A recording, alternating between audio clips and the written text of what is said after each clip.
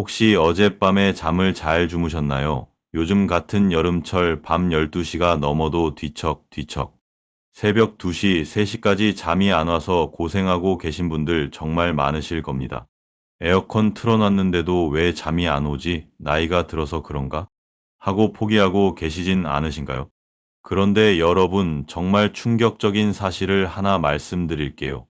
최근 의료진 연구에 따르면 여름철 불면증을 3주 이상 방치하면 우리 뇌가 스스로를 공격하기 시작한다는 사실이 밝혀졌습니다. 더 무서운 건 이것이 치매로 이어질 수 있다는 점이에요. 설마 잠 못 자는 것 가지고 그렇게까지 하고 생각하실 수도 있지만 오늘 이 방송을 끝까지 들으시면 여름철 불면증이 얼마나 심각한 문제인지, 그리고 어떻게 하면 시원하고 깊은 잠을 잘 수 있는지 완전히 새로운 시각으로 보게 되실 겁니다. 특히 오늘 말씀드릴 여름철 숙면법들은 실제로 많은 분들이 즉시 효과를 봤다고 하시는 검증된 방법들이니까 놓치지 마시고 끝까지 함께 해주세요. 안녕하세요, 여러분. 오늘도 건강한 하루를 위한 소중한 시간을 함께 해주셔서 감사합니다. 먼저 여러분께 놀라운 사실 하나를 말씀드릴게요. 여름철에 잠이 안 오는 이유가 단순히 더워서라고 생각하시죠? 서울수면센터 전문의들의 연구에 따르면 실내 온도가 28도만 넘어도 우리 뇌의 시상하부가 완전히 혼란에 빠진다고 해요. 시상하부는 우리 몸의 체온과 수면을 조절하는 중요한 부분인데 이곳이 제대로 작동하지 않으면 밤낮을 구분하지 못하게 됩니다. 예를 들어 70세 김 할머니의 경우를 보면 평소 저녁 9시에 잠자리에 드시는데 여름만 되면 새벽 2, 3시까지 뒤척이신다고 하세요. 에어컨을 틀어도 선풍기를 틀어도 마찬가지였죠. 그런데 알고 보니 문제는 다른 곳에 있었습니다. 한밤중에도 27도에서 28도를 오르내리는 열대야 현상 때문에 우리 뇌가 지금이 낮인지 밤인지 판단하지 못하게 되는 거예요. 마치 시계가 고장 난 것처럼 수면 호르몬인 멜라토닌 분비가 제대로 되지 않는 겁니다. 두 번째로 더 놀라운 사실을 말씀드릴게요. 많은 분들이 여름철 불면증을 해결하기 위해 에어컨 온도를 계속 낮추시는데 이것이 오히려 불면증을 악화시킬 수 있다는 사실 알고 계셨나요? 실제로 서울의 한 60대 남성분께서 이런 경험을 하셨어요. 잠이 안 온다고 에어컨을 18도까지 낮췄는데 오히려 새벽에 추워서 깨고 그 다음날 밤에는 더 잠이 안 오더라는 거예요. 왜 이런 일이 일어날까요? 우리 몸은 온도 변화에 적응하려고 하는데 갑작스럽게 너무 차가워지면 체온 조절 시스템이 혼란을 일으키거든요. 마치 겨울옷을 입고 있던 사람이 갑자기 냉동고에 들어간 것과 같은 충격을 받는 거죠. 그런데 여기서 끝이 아닙니다. 정말 놀라운 사실이 하나 더 있어요. 여름철 불면증의 진짜 숨은 원인은 바로 습도라는 사실. 알고 계셨나요? 대부분 온도에만 신경 쓰시는데 습도가 60% 이상 올라가면 우리 몸의 땀 배출이 제대로 되지 않아 체온 조절이 어려워집니다. 부산에 사시는 75세 박 할아버지 사례를 보면 바닷가 근처라 여름철 습도가 항상 높으셨는데 온도는 적당한데도 계속 끈적끈적한 느낌 때문에 잠을 못 주무셨다고 해요. 더 놀라운 건 습도가 높으면 우리 뇌에서 분비되는 멜라토닌이라는 수면 호르몬의 양도 줄어든다는 연구 결과가 있다는 점입니다. 즉, 습한 환경은 우리 몸이 자연스럽게 잠들 준비를 하는 것을 방해하는 거예요. 이제 여름철 불면증이 왜 생기는지 과학적으로 자세히 알아보겠습니다. 우리 몸의 수면과 각성 리듬은 서카디안 리듬이라고 불리는데 이는 24시간 주기로 반복되는 생체 시계예요. 이 시계는 빛과 온도 변화에 매우 민감합니다. 여름철에는 세 가지 주요 변화가 일어납니다. 첫째, 일조 시간이 길어집니다. 저녁 7시에서 8시까지도 밝기 때문에 우리 뇌는 아직 낮이구나라고 착각해요. 마치 시계 바늘이 느려진 것처럼 잠들 시간이 자연스럽게 늦춰지는 거죠. 둘째, 체온 조절의 어려움입니다. 정상적으로는 저녁 9시에서 10시부터 체온이 서서히 떨어지면서 졸음이 오는데 여름철 높은 기온과 습도 때문에 이 과정이 제대로 이루어지지 않아요. 셋째, 스트레스 호르몬인 코르티솔의 분비 패턴이 바뀝니다. 더위 자체가 우리 몸에는 일종의 스트레스거든요.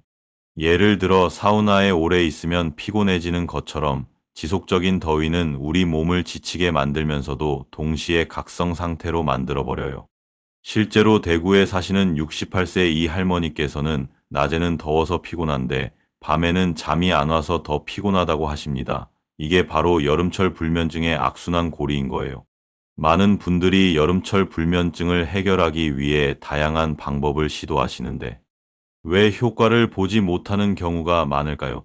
가장 흔한 실수들을 살펴보겠습니다. 첫 번째 실수, 에어컨에만 의존하여서입니다. 인천의 65세 최할아버지는 잠이 안 온다고 에어컨을 22도로 설정하고 주무셨는데 새벽에 감기 기운으로 깨셨다고 해요. 에어컨은 온도는 낮춰주지만 공기를 순환시키지 못하고 건조하게 만들어 오히려 수면의 질을 떨어뜨릴 수 있어요. 두 번째 실수, 차가운 물로 샤워하기입니다. 시원하게 샤워하고 자면 잠이 잘 올 것이라고 생각하시는 분들이 많은데 이는 큰 오해예요. 차가운 물로 샤워하면 순간적으로는 시원하지만 우리 몸이 체온을 다시 올리려고 하면서 오히려 각성 상태가 돼요. 각성 상태가 된다는 것은 우리 몸의 교감신경이 활성화되면서 심장 박동이 빨라지고 혈관이 수축되고 호르몬 분비가 활발해지는 것을 말해요. 마치 갑자기 찬물에 빠졌을 때 앗 하고 깜짝 놀라는 것처럼 우리 몸이 긴장 모드로 들어가는 거죠. 이런 상태에서는 잠들기 어려워집니다. 광주의 64세정 할머니께서 찬물로 샤워하고 나면 오히려 잠이 확 달아난다고 하셨는데 바로 이런 이유 때문이에요. 체온을 다시 정상으로 올리기 위해 우리 몸이 일종의 비상사태를 선포하는 셈입니다. 세 번째 실수는 늦은 시간에 하는 운동입니다. 더위 때문에 저녁에 운동한다는 분들 계시죠? 하지만 서울수면센터 전문의들은 저녁 8시 이후 운동은 체온을 올리고 교감신경을 활성화시켜 잠드는 것을 더 어렵게 만든다고 경고해요. 교감신경이 활성화된다는 것은 우리 몸이 활동 모드로 들어간다는 뜻이에요. 교감신경이 활성화되면 아드레날린과 같은 각성 호르몬이 분비되면서 심장이 빨리 뛰고 혈압이 올라가고 호흡이 빨라집니다. 마치 중요한 시험을 앞두고 긴장했을 때의 상태와 비슷해요.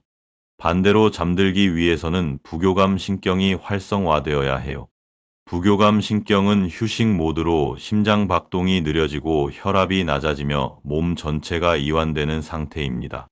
대전의 67세 김 할아버지께서 저녁 9시에 헬스장 가서 운동하고 오면 밤 12시가 되어도 잠이 안 온다고 하셨는데 바로 이런 이유 때문이에요. 운동으로 인해 각성된 교감신경이 진정되려면 최소 3시간에서 4시간이 걸리거든요. 그런데 더 무서운 것은 이런 불면증을 그냥 방치했을 때입니다. 여름철 수면장애가 3주 이상 지속되면 만성 불면증으로 악화될 위험이 크다고 해요. 그리고 최근 이탈리아 연구진이 발표한 충격적인 연구 결과를 보면 잠이 부족할 때 우리 뇌가 스스로를 잡아먹는다는 사실이 밝혀졌어요. 무슨 말이냐 하면 수면이 부족하면 뇌 속의 벼락요세포라는 것이 뇌의 시냅스 일부분을 실제로 잡아먹는다는 거예요. 이는 치매 등 뇌 신경 질환으로 이어질 수 있다고 경고하고 있습니다. 또한 만성적인 수면 부족은 우울증, 불안증은 물론이고 소화기계 질환, 심혈관계 질환, 내분비계 질환까지 초래할 수 있어요. 단순히 잠 못 자는 것 정도로 넘기면 안 되는 이유가 바로 여기에 있습니다. 이제 실제로 효과가 있는 여름철 숙면법을 단계별로 알려드리겠습니다. 1단계는 침실 환경을 최적화시키는 것입니다. 온도는 24에서 26도가 가장 이상적입니다. 너무 낮추지 마세요. 습도는 50에서 60%로 유지합니다. 제습기나 선풍기를 활용하세요. 여기서 습도가 중요한 이유를 설명드릴게요. 습도가 높으면 우리 몸에서 나는 땀이 제대로 증발하지 않아요. 땀은 증발할 때 체온을 낮춰주는 역할을 하는데 습한 환경에서는 이 자연스러운 냉각 시스템이 작동하지 않는 거죠. 마치 젖은 수건이 바람이 없는 곳에서 마르지 않는 것과 같은 원리예요. 또한 습도가 높으면 우리 피부가 끈적끈적해지면서 친구와 몸이 달라붙는 느낌이 들어 불쾌감이 커집니다. 이런 불쾌감은 뇌를 각성 상태로 만들어 잠들기 어렵게 만들어요. 서울의 72세 김할머니는 제습기를 사용한 후 공기가 뽀송뽀송해져서 잠이 잘 온다고 하셨습니다. 이는 적절한 습도에서 땀이 잘 증발하면서 자연스럽게 체온이 떨어지고 피부가 쾌적해져서 몸과 마음이 편안해지기 때문입니다. 습도 50에서 60%는 우리 몸의 체온 조절 시스템이 가장 효율적으로 작동할 수 있는 최적의 환경이에요.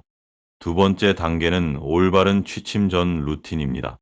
취침 2시간 전에는 36도에서 37도 정도 되는 미지근한 물로 샤워하고 취침 1시간 전에는 조명을 어둡게 하고 스마트폰 사용을 중단하세요.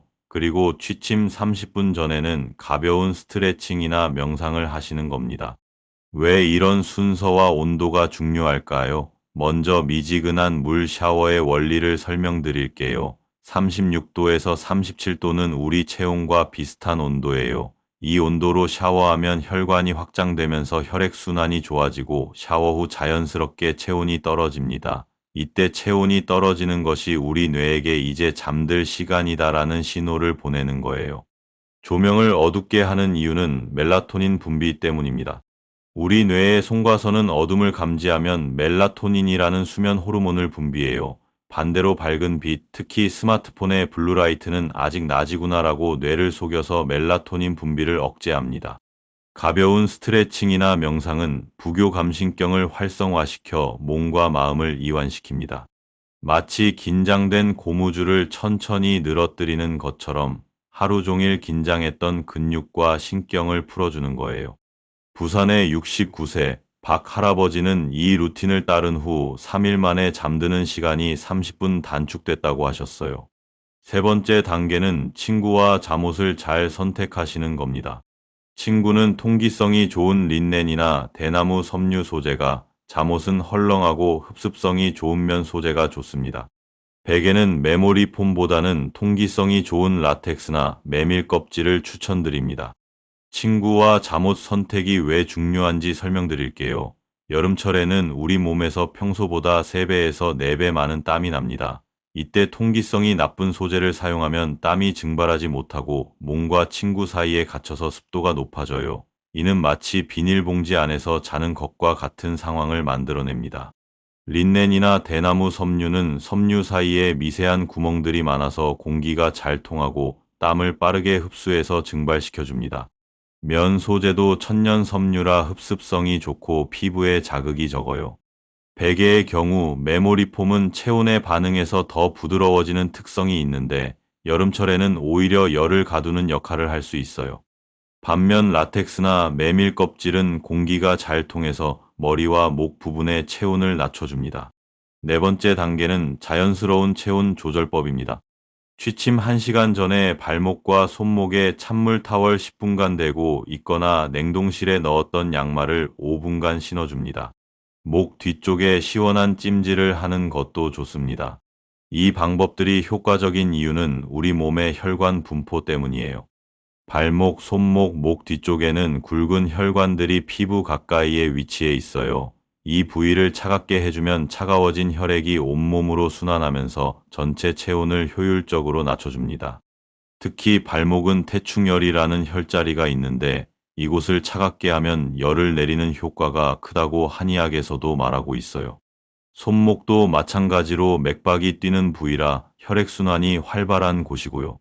목 뒤쪽은 뇌와 가까운 부위라 이곳의 온도가 낮아지면 뇌 온도도 함께 낮아져서 수면에 더욱 도움이 됩니다. 대전의 66세 이 할머니는 발목에 찬 타월만 댔는데도 온몸이 시원해져서 신기하다고 하셨는데 바로 이런 혈액순환의 원리 때문이에요. 5단계 수면 촉진 음식과 음료입니다. 취침 2시간 전에 체리 주스 마시기, 1시간 전에는 카모마일 차 한 잔 드시면 수면을 촉진시키는 데 좋습니다. 하지만 찬 음료, 알코올, 카페인이 든 냉커피 등은 피해주세요. 음식과 음료가 수면에 미치는 영향을 과학적으로 설명드릴게요. 체리, 특히 타트 체리에는 천연 멜라토닌이 들어있어요. 우리가 인공적으로 만든 수면제와 달리 자연에서 나온 멜라토닌이라 부작용이 적고 자연스럽게 수면을 유도합니다. 카모마일에는 아피제닌이라는 성분이 있는데 이는 우리 뇌에 벤조디아제핀 수용체에 결합해서 진정 효과를 만들어냅니다. 마치 천년 진정제 역할을 하는 거예요. 따뜻한 차를 마시는 것 자체도 체온을 일시적으로 올렸다가 떨어뜨려서 수면을 유도하는 효과가 있고요. 반대로 찬 음료는 위장을 자극해서 소화기관을 활성화시키고, 알코올은 처음에는 졸리게 하지만 나중에는 숙면을 방해합니다. 카페인은 6시간에서 8시간 동안 각성 효과가 지속되므로 저녁에는 절대 피해야 해요. 6단계 낮 시간 활동 관리해야 합니다. 서울수면센터 전문의들이 특히 강조하는 부분인데, 낮에 어두운 실내에만 계시지 마시고 햇빛을 보며 적절한 활동을 하세요. 이것이 열대야로 인한 불면증을 예방하는 데 매우 효과적이라고 해요. 예를 들어 오전 10시에서 11시 사이에 30분 정도 산책하시거나 베란다에서 햇빛을 쬐시는 것만으로도 밤에 멜라토닌 분비가 훨씬 좋아집니다. 오늘 말씀드린 여름철 불면증 해결법을 정리해드리면, 가장 중요한 것은 우리 몸의 자연스러운 리듬을 존중하는 것입니다. 단순히 에어컨만 틀거나 차가운 것만 찾지 마시고 온도와 습도를 적절히 조절하고 올바른 취침 루틴을 만들어 보세요. 특히 오늘 말씀드린 발목 냉찜질법은 많은 분들이 즉시 효과를 봤다고 하시니까 오늘 밤부터 한번 시도해 보시기 바랍니다. 여름철에도 시원하고 깊은 잠을 주무시길 바라며, 오늘 내용이 도움이 되셨다면 좋아요 버튼을 꾹 눌러주세요. 여러분의 좋아요 하나하나가 더 좋은 건강 정보를 만들어가는 큰 힘이 됩니다. 그리고 주변에 잠 못 드시는 분들이 계시다면 이 영상을 꼭 공유해 주시고 구독과 알림 설정도 해주시면 앞으로도 유익한 건강 정보를 놓치지 않고 받아보실 수 있어요. 다음에도 더 유익한 건강 정보로 찾아뵙겠습니다. 오늘도 건강한 하루 되세요.